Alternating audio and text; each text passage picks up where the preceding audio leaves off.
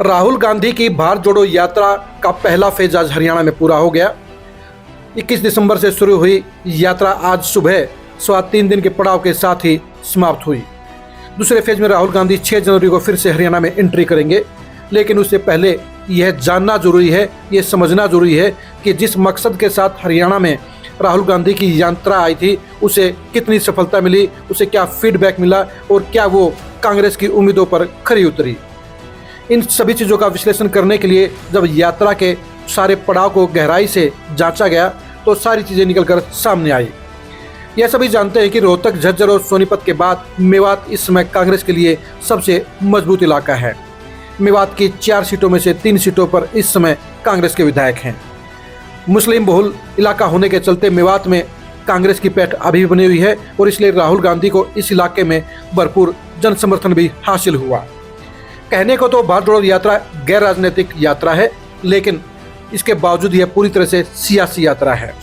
हरियाणा में कांग्रेस राहुल गांधी के जरिए एक बड़ा मकसद हासिल करना चाहती है। वो 2024 के लिए अपने पक्ष में अभी से माहौल बनाना चाहती है। उस मकसद को हासिल करने के लिए राहुल गांधी की यात्रा बेहद एक अहम पड़ाव साबित हो सकती है। 3.25 दिन के दौरान राहुल गांधी की यात्रा को मेवात में जबरदस्त रिस्पॉन्स मिला। कांग्रेस के सभी बड़े नेताओं ने इसमें शिरकत की। ये और हजारों कांग्रेस के वर्करों ने राहुल गांधी की आगवानी की। राहुल गांधी इस यात्रा के जरिए एक नए मूड में, एक नए अवतार में नजर आए। राहुल गांधी इस यात्रा के जरिए हरियाणा में भी एक गंभीर नेता के तौर पर खुद को प्रेजेंट करने में सफल रहे। राहुल गांधी ने हरियाणा के साथ साथ देश के मुद्दों को उठाकर एक गंभीर नेता के तौर पर खुद को स्थापित करने की सार्थक कोशिश की। हरियाणा में 3.25 दिन के दौरान राहुल गांधी के व्यवहार में, राहुल गांधी के डीलिंग में और कांग्रेस नेताओं के साथ उनकी बोलचाल में यह साफ नजर आया कि वे बदले हुए नेता हैं। राहुल गांधी की यात्रा उस कांग्रेस के लिए हरियाणा में एक पॉजिटिव मैसेज देकर गई है। पहले फेज की इस यात्रा के दौरान राहुल गांधी के जरिए कांग्रेस ने अपने पूरे कैडर को इकट्ठा किया। पूरा कैडर कांग्रेस की मजबूती के लिए सड़कों पर उतरा और कांग्रेस के लिए एक सकारात्मक हालात नजर आए।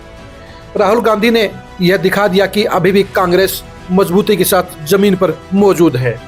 जरूरत थी इसको संगठित करने की, जरूरत थी उसको एक करने की, और इस मकसद में राहुल गांधी पहले तौर पर सफल होते हुए नजर आए हैं।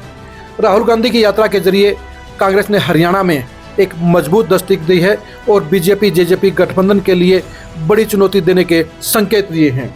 राहुल गांधी ने कांग्रेस के नेताओं को जहां एकता का पाठ पढ़ाया, वहीं कांग्रेस के वर्करों को साथ लेकर यह दिखा दिया कि वे कांग्रेस के बड़े नेता बनने के काबिल हैं। राहुल गांधी की यात्रा में मेवात के इलाके में बड़ी संख्या में आम लोगों ने भी भागीदारी की। कांग्रेस जिस उम्मीद के साथ मेवात में यात्रा लेकर आई थी वो वहां पर पूरी तरह से सार्थक नजर आई। राहुल गांधी की यात्रा के जरिए साउथ हरियाणा में कांग्रेस ने एक बढ़िया माहौल बनाने में सफलता हासिल की है। यह अलग बात है कि अभी चुनाव में 2 साल का समय है और 2 साल तक राहुल गांधी की यात्रा को, इम्पैक्ट को बनाए रखना बेहद चुनौतीपूर्ण होगा। लेकिन आज के दौर में यह कहा जा सकता है कि पहले फेज में राहुल गांधी ने साउथ हरियाणा में कांग्रेस के लिए एक बड़ा पॉजिटिव माहौल बनाने का काम किया।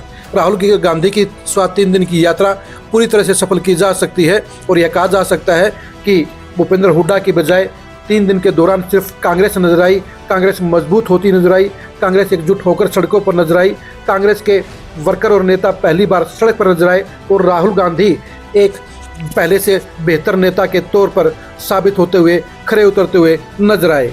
अब देखने की बात यह है कि दूसरे चरण में राहुल गांधी की यात्रा को क्या रिस्पॉन्स मिलता है और उत्तर हरियाणा की वो 7 दिन की यात्रा कांग्रेस को क्या देकर जाएगी। लेकिन फिलहाल ये कहा जा सकता है कि पहले दौर की यात्रा में कांग्रेस 10 में से 8 नंबर लेने में सफल रही और उसकी यात्रा के इम्पैक्ट को हरियाणा की सियासत में एक बड़ा बदलाव कहा जा सकता है। भारत जोड़ो यात्रा से संबंधित बाकी खबरों के लिए आप लगातार खरी खरी न्यूज़ के साथ जुड़े रहिए। नमस्कार।